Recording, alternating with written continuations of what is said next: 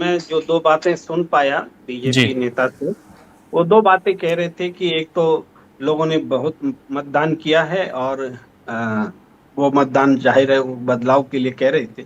और प- इसमें एक बात ये कहना है कि ये मतदान का प्रतिशत जरूर बढ़ा है, हम्म। लेकिन ये मतदान आ, डेमोक्रेसी को मजबूत करने के लिए, जो हम लोग मानते थे कि प्रतिशत बढ़ जाता है तो डेमोक्रेसी मजबूत होती है, जी। इस बार उल्टा हुआ है। इस बार मेरे वोट कट ना जाएं।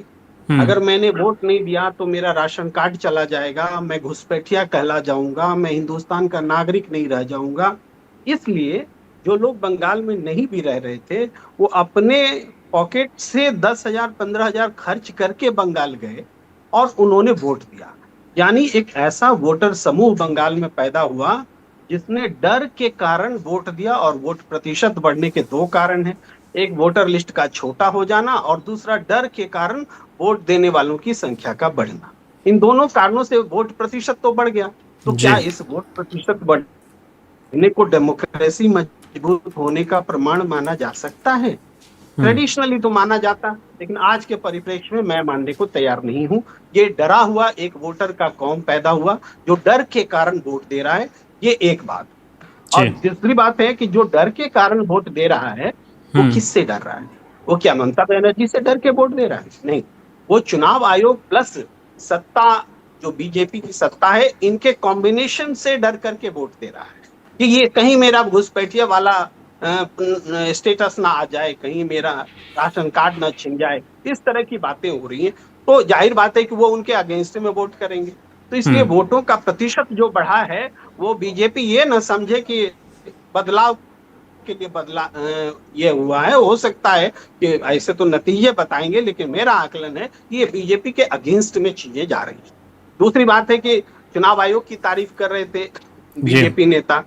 देखिए, चुनाव आयोग निश्चित रूप से बहुत 100 आदमी पर पुलिस फोर्स जो है तैनात है पश्चिम बंगाल में, और हम्म। चुनाव हुआ है।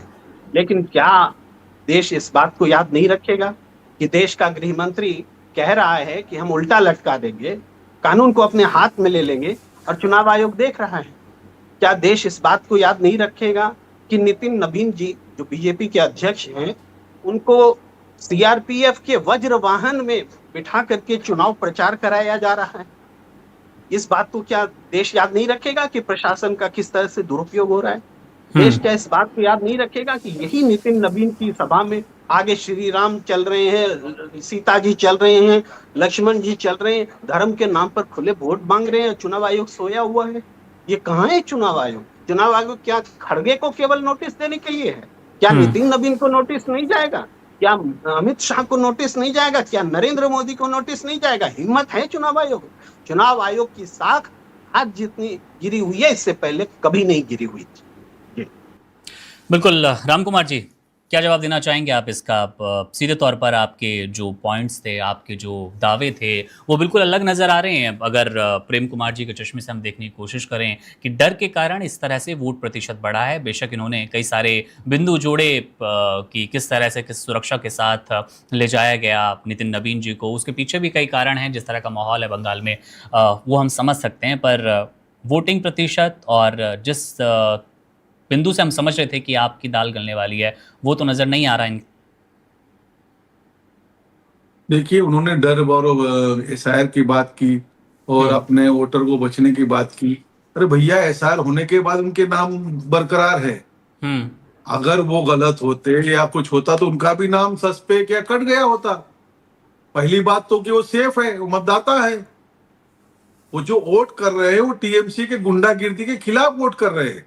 आज जो पैसे लगा के बाहर से केरल से आ रहे, विशाखापट्टनम से आ रहे, उड़ीसा से आ रहे, वो कौन सा राशन और भाषण ले रहे हैं? प्रेम कुमार जी से पूछना चाहूंगा, उनको कौन सी राशन पानी बंद होनी है? वो तो घबरा के यहाँ से भागे हुए हैं ना, 2021 के डर के मारे भागे हैं। उनको वो बम नहीं दिख रहा है, कल का 100 बम जो शौकत अली के यहाँ पकड़ा गया। उनको हम्म। वो जो सब कह रहा है, राज्य सरकार ने 5,000 करोड़ का फंड क्लबों को दिया, वो दिखाई नहीं दे रहा। वो क्लब वाले किसी पार्टी का झंडा और बैनर नहीं रुकने देते, वो इनको दिखाई नहीं दे रहा।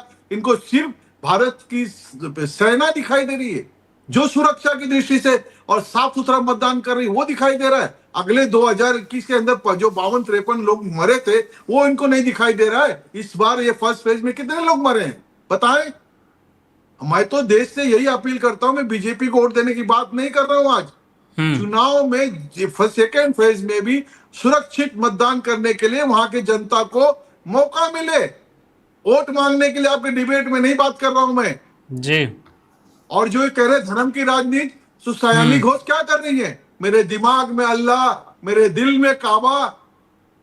एक ममता जी एक व्यक्ति की हाथ उठा के कह रही है कि ये ब्राह्मण था पहले और इसकी माँ मुस्लिम है। ये कौन से वर्ग की बात कर रहे हैं? अरे एक आंख से क्यों देखते हो साहब? माना कि सेकुलरिज्म है आपके सर पे सवार, लेकिन देश में हिंदू भी देश का ही है ना। जो खरगे ने गाली दी आरएसएस और बीजेपी के कार्यकर्ताओं को, तो क्या वो इंसान नहीं है? वो मानव नहीं है? प्रेम कुमार जी, आरएसएस के क्या कोई बाहर से आए हैं? सिर्फ आप कांग्रेसी और इनको गिनोगे? सबसे बड़े दल और सबसे बड़े कार्यकर्ता, उसके बाद छोड़िए दल और कार्यकर्ता, आरएसएस के लोग क्या मानव नहीं है, इंसान नहीं है? इस तरह से सांप के जैसा, और उनको नमाज छोड़ के पहले मारो। अरे नमाज छोड़ के किसको भड़का रहे हो? किसके खिलाफ भड़का रहे हो? नमाज छोड़ के मारने के लिए बोलना तो एक मुस्लिम को भड़का रहे हो हिंदू के खिलाफ। इसका और कोई सारांश निकल रहा है क्या? इस तरह से बोलना, आतंकवादी बोलना, बाद में दाद में करेक्शन कर रहा है कि टेररिस्ट बोला, टेररिस्ट के माइंड वाला बोला। अरे कौन बोल रहा है आपको ये सब बोलने के लिए? आप चुनाव लड़ रहे हो, वोट मांगिए, वहां पे जाके आपका वोट बढ़े, आपकी पार्टी के वोट बढ़े। जैसे हम लोग लड़ रहे हैं, जड़ रहे हैं, वोट मांग रहे हैं, हमारी रैलियां हो रही है, आप वैसी रैली करें ना। या अभद्र भाषा का प्रयोग क्यों कर रहे हो किसको मारने और मरवाने की? ऊपर से इतना होने के बाद भी हम सनातनी ही दोषी हैं, वो खरगे दोषी नहीं है। प्रेम कुमार जी, एक स्टेटमेंट आया राहुल गांधी का बीते दिन, हमने देखा, उन्होंने कहा कि बंगाल में ममता दीदी रास्ता खोल रही हैं बीजेपी के लिए। तो क्या कांग्रेस आपकी मदद कर रही है? जवाब लेंगे प्रेम जी से भी आपके तमाम सवालों का, पहले ये समझना चाहते हैं और फिर बाइट भी सुनेंगे राहुल गांधी की। जी देखिए, मैं आपके प्रश्न पर ही सीधे आता हूं। अभी राम कुमार जी को जवाब नहीं दूंगा क्योंकि मैंने प्रश्न जो किए उसका उत्तर उन्होंने दिया नहीं। और दूसरे प्रश्न उत्तर दिया प्रेम भैया।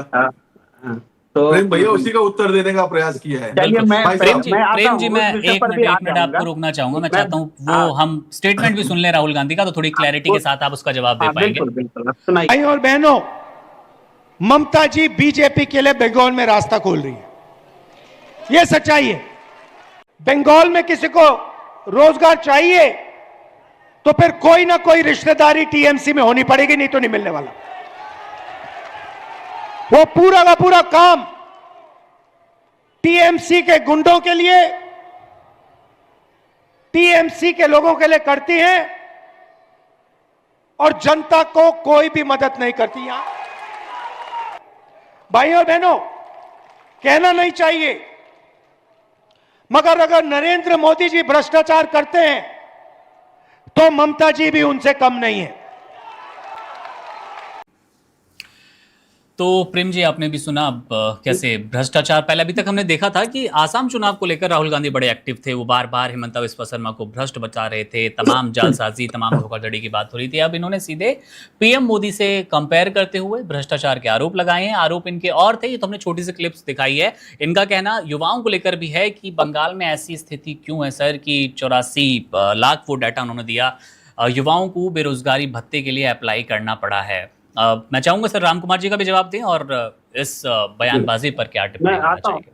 बहुत संक्षेप में बातों को रखते हुए आता हूँ।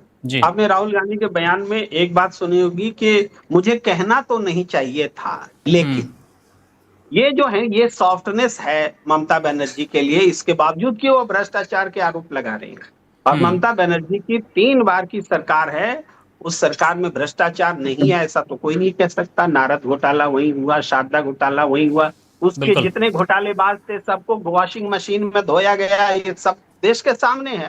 तो ये घोटाला तो हुआ ही है, शिक्षक भर्ती घोटाला भी हुआ, सब कुछ हुआ। राहुल गांधी बोल रहे, लेकिन है कि राहुल गांधी क्यों बोल रहे हैं अभी, जबकि लोकसभा चुनाव में भी अलग लड़े थे और लोकसभा चुनाव और अभी ये कह रहे हैं, तो जाहिर बात है कि आज कांग्रेस पार्टी सिर्फ बंगाल के चुनाव को अपने लिए उतना महत्वपूर्ण नहीं मान रही है जितना कि नेशनल परिप्रेक्ष्य में अपने आप को बिल्डअप करना जरूरी समझ रही है। तो बंगाल में अगर एंटी इनकम्बेंसी वोट को वो रोकने के लिए ममता बनर्जी के खिलाफ स्टांस ले रहे हैं ताकि कुछ वोट बीजेपी का कट जाए, सारा एंटी इनकम्बेंसी वोट बीजेपी को ना जाए, ये उनकी रणनीति ज्यादा है। और भाषण से मतलब जो इमोशनल जो अगेंस्ट में होता है वो कम दिखता है, मुझे रणनीति ज्यादा दिखती है। ये राहुल गांधी के भाषण का जहां तक सवाल है तो वो हमारा विश्लेषण यही है। दूसरी बात है कि हमने बात उठाई कि जैसे राम कुमार जी बोल रहे थे कि सनातनियों पर हमला किया जा रहा है। भाजपाई सनातनी है ये किसी हद तक हम मान ले सकते हैं, लेकिन सारे सनातनी भाजपाई है ये क्या माना जा सकता है? भाई आप देशभक्त हैं हम मान सकते हैं, लेकिन सारे देशभक्त भाजपा में ही हैं ये क्या माना जा सकता है? भाजपा से बाहर है वो देशभक्त नहीं है, भाजपा से बाहर है वो सनातनी नहीं है। ये जो है ना कि हाँ सनातनी बोल करके मैं सनातनी हूँ, हम सनातनी है, अरे हिंदू धर्म की आड़ क्यों ले रहे हो भाई? कभी सेना की आड़ लेते हो, कभी हिंदू धर्म की आड़ लेते हो। राजनीति करना है धर्म और सेना को बख्श करके राजनीति कीजिए। आपके पास कार्यक्रम नहीं है, नीति नहीं है कि आप सनातनी हो करके आप वोट मांगेंगे, राम लक्ष्मण सीता जी को सामने करके वोट मांगेंगे, कभी जय श्री राम पर वोट मांगेंगे, कभी बजरंग बली पर वोट मांगेंगे। और जय श्री राम पर जब अयोध्या हार जाते हैं, उत्तर प्रदेश के लोकसभा चुनाव हार जाते हैं, तो दिल्ली की जो सभा होती है नरेंद्र मोदी जी की, सबको ताकीद की जाती है, एक नारा नहीं लगता है जय श्री राम का। आप रिकॉर्डिंग खोलकर देख लीजिए, जब कर्नाटक में ये हारते हैं तो उन्होंने वो हनुमान चालीसा पढ़ना बंद कर दिया था। आप उसके बाद का पूरा वाकया देख लीजिए। आप तो भगवान से भी बदला लेते हैं और आप कह रहे हैं कि हम सनातनी हैं। ये है राम कुमार जी का जवाब। चलिए राम कुमार जी, आप कुछ कहना चाहते थे? देखिए, मैंने आपको जवाब दिया था, वापस बोलना चाहता हूं। आप बीजेपी और पार्टी से मत जोड़िए। वो जो जिसको गाली दे रहे थे, मुसलमान को भड़का रहे थे कि इनको मारना चाहिए, वो मानव है कि नहीं है? आपकी दृष्टि से क्या है? वो आरएसएस वाले इंसान है कि नहीं है? बीजेपी वाले इंसान है कि नहीं है? अगर बीजेपी आरएसएस को छोड़ दो कि वो जानवर है, आप ही लोग इंसान है, ये आपको लगता है? और ये जो बात मैं कर रहा हूं सनाती, तो आपको लग रहा है कि धर्म से। और उन्होंने जो कहा कि नमाज छोड़ के उन विषधारी आरएसएस और बीजेपी को मारो, और किसको बोला? मुसलमानों को बोला ना उन्होंने। तो वो ठीक लग रहा है आपको? वो मारने के लिए स्पष्ट कह रहे हैं मुसलमानों को, वो आपको धर्म नहीं लग रहा है, वो धर्म की बात नहीं कर रहे हैं। और हम अगर बचाव में हम अपनी बात को रख रहे हैं तो हम धर्म के नाम पे वोट मांग रहे हैं। आप लोग धर्म के नाम पे वोट नहीं मांग रहे। चाहता हूँ प्रेम कुमार जी, आप ये बात का जवाब दीजिए मुझे। हाँ मैं देता हूँ। जो मानव है वो मानव, मैं तो पार्टी का कार्यकर्ता मानव बोलता हूँ, इंसान बोलता हूँ। उसको मारने का क्या अधिकार और मुसलमानों को भड़काने का क्या अधिकार है? खड़गे खींचो। बिल्कुल जवाब दे रहे हैं प्रेम जी। मैं हस्तक्षेप बिल्कुल। देखिए, जो व्यक्ति चाहे इधर से हो या उधर से हो, अगर प्रोवोक कर रहा है धर्म के नाम पर, हिंसा करने के लिए कह रहा है, तो सबसे बड़ी जिम्मेदारी डबल इंजन की सरकारों की है। क्यों उनके इसको रोकने की? पूरे देश में केरोसिन छिड़क दिया गया है, रोकने का नाम लेते हैं तो वो बोल रहे हैं तो हम भी बोलेंगे। गजब गजब। अरे आप अपने आप को दोषी दीजिए ना, आप क्यों बोलेंगे? गजब। वो गलत है और आप सही हैं। तो वो सही कहाँ है? मुसलमान बोलिए ना, आप बोलिए ना, मुसलमानों को कहने मारो। बोले हिंदू हिंदू क्यों बोले? तो मुसलमान जो बोले, मुसलमान बोले तो बोलिए आप। पॉलिटिकल पार्टी मुसलमानों का इस्तेमाल कर रही है, एक पॉलिटिकल पार्टी हिंदुओं का इस्तेमाल कर रही है, तो हम क्यों उस लफड़े में पड़े? आप इधर उधर की बात क्यों कर रहे हो? हिंदू बोल रहे हो तो मुसलमान बोलने की भी प्रेम जी और राम कुमार सर, अपनी हिंदू मुस्लिम छोड़ के सर विषय पर आते हैं। मुसलमानों को भड़का रहे हैं करके आप इधर उधर की बात कर रहे हैं, सस्पेक्ट लाके बात कर रहे हैं। जब आप मुसलमान बोल रहे हो तो मैं हिंदू बोलूंगा ही, और मैं हिंदू भी नहीं बोलता, मैं तो इंसान हूं कि नहीं हूं। सर लगता है मुझे पर्याप्त जवाब मिल गया आप दोनों के सवालों का। मैं चाहता हूं बस अब अंतिम सवाल की तरफ चलते हैं आप दोनों से। मैं बिंदुओं में समझना चाहूंगा प्रेम जी पहले आपसे कि टीएमसी की वापसी क्यों होनी चाहिए, क्यों वोट दे? एक फेज तो पूरा हो गया है, अगला फेज जब 29 अप्रैल को होगा तो टीएमसी को वोट क्यों पड़ने चाहिए? एक बार फिर ममता बनर्जी क्यों बंगाल की सीएम हो? देखिए, क्यों पढ़नी चाहिए ये हम नहीं बता रहे हैं, ये तो जनता तय करती है। लेकिन क्या हो रहा है जो हमें दिख रहा है वो हम बता सकते हैं। भाई ममता बनर्जी के खिलाफ पिछली बार भी बीजेपी पूरे जोर शोर से लड़ी थी। 3 मई दीदी गई जैसे नारे दिए गए थे। उस बार भी मीडिया उनके साथ ही था कि बस अब तो सरकार बदल ही गई। लेकिन तब भी मैं अपना अवलोकन तब भी दे रहा था कि नहीं, दीदी आ रही हैं, आई थी। और जी। इस बार तो लोकसभा चुनाव में बीजेपी की 6 सीटें घट चुकी हैं। इनके सारे नेता जो टीएमसी से आए थे वो बहुत वापस चले गए हैं, सांगठनिक रूप से कमजोर हुए हैं। तो केवल टीवी पर मजबूत होने से थोड़े इनको वोट मिल जाएगा। और जो वोट प्रतिशत बढ़ा है उसमें ये आप उम्मीद लगा के बैठे हैं, तो उसका उत्तर मैं पहले ही दे चुका हूं। तो मुझे जी। लगता है कि ममता बनर्जी की वापसी हो रही है। क्यों होनी चाहिए ये मैं नहीं कह रहा हूँ, ये हो रही है, ये मैं बता रहा हूँ जी। चलिए प्रेम कुमार जी, आपसे भी समझ लेते हैं, लोकसभा में मिली छूट के बाद अब जैसा कि आपने तमाम गुंडाराज का जिक्र किया, आपने युवाओं पर भी बात करने की कोशिश की थी, आप क्यों लौटने चाहिए सर? हिंदू मुस्लिम की राजनीति पे नहीं चाहिए हमें जवाब, हम बस समझना चाहते हैं कि क्यों मौका दे बीजेपी को अब बंगाल की जनता। देखिए, बड़े भाई ने जो बोला अगली बार का चुनाव, तो हम 3 और 36 से 77 पे आए थे और 102 सीटों पे 2 नंबर पे थे। उस समय अनुभव किया गया इस गुंडागर्दी का।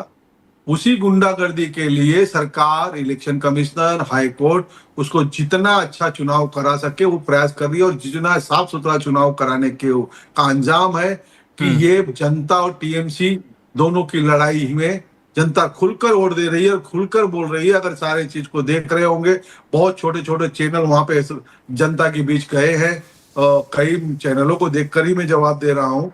मैं एक ही बार गया हूँ, ज्यादा बार नहीं गया, लेकिन जैसे पुलिस वेलफेयर बोर्ड को यूज किया जा रहा है, जैसे क्लबों को सरकार की तरफ से फंडिंग दी गई है, जो क्लब मोहल्ले मोहल्ले में खुले हैं, 5,000 करोड़ का फंड दिया गया है, उनको बीएमसी और पुलिस से एग्जम्पशन दिया गया है। ये कहीं देश के अन्य प्रदेशों में इस टाइप का कोई है, इस टाइप की कोई प्रथा है? कोई जो उसको कैरम क्लब बोल के सीपीआई लोग ने या कम्युनिस्ट लोगों ने चालू किया था, उसको उन्होंने क्लब में कन्वर्ट किया और सरकार से आर्थिक लाभ, वो जहां क्लबों में बैठने वाले सारे गुंडे हैं। इस चीज का पता जब वहां पे जमीन पे जा रहे हैं, जमीन पे समझ में आ रहा है, पोस्टर बैनर लग रहे हैं और सुबह गायब, पार्टियों के कोई बैनर नहीं, सिर्फ टीएमसी के बैनर, टीएमसी के बैनर में उम्मीदवार और अभिषेक बनर्जी और ममता बनर्जी, टीएमसी के सारे कार्यकर्ताओं को भी बैनर नहीं, इस तरह के बैनर दिख रहे हैं वहां पर, बैनर ही नहीं रुकने दे रहे हैं। तो ये मोहल्ले मोहल्ले में जो क्लब्स है, जिसको सरकारी फंडेड है, ये कोई मेरे कहने से नहीं है, कलकत्ता सरकार ने 5,000 करोड़ रुपए दिया है, उनको देते आए हैं। बाकी अलग से जो उनके आईपैक दे रही थी वो पता नहीं क्या था, पर ये वेलफेयर बोर्ड, ये क्लब, ये गुंडों का एक ठिकाना बना गया, गुंडों को ऑफिशियल कर दिया गया बहुत ही सूझबूझ से। इसीलिए तो ममता जी इतनी कह रहे थे कि हमें कोई हरा नहीं सकता, लेकिन ये पकड़ में आने के लिए जमीन पे जाना पड़ता है, बात पता लगानी पड़ती है, करना पड़ता है कार्य। और सरकार, इलेक्शन कमीशन ने बहुत बहादुरी का काम किया है, बहुत सी चीजों को रोका है, पुलिस को 100 मीटर बाहर किया है। क्यों किया है? कि वो मतदाता खुल के मतदान कर सके। वहां की पुलिस तक उनके साथ थी, पुलिस से कोई अपेक्षा नहीं कर सकता था वहां पर, डर के मारे गुंडों से बचे, पुलिस से बचे, तब तो मतदान देने जाए। आज वो नहीं है, चलिए वो नहीं है, प्रेम कुमार इसके लिए जी, आपको इतना मतदान मिल रहा है। बहुत शुक्रिया सर आपका हमारे साथ जुड़ने के लिए। Subscribe to One India and never miss an update. Download the One India app now.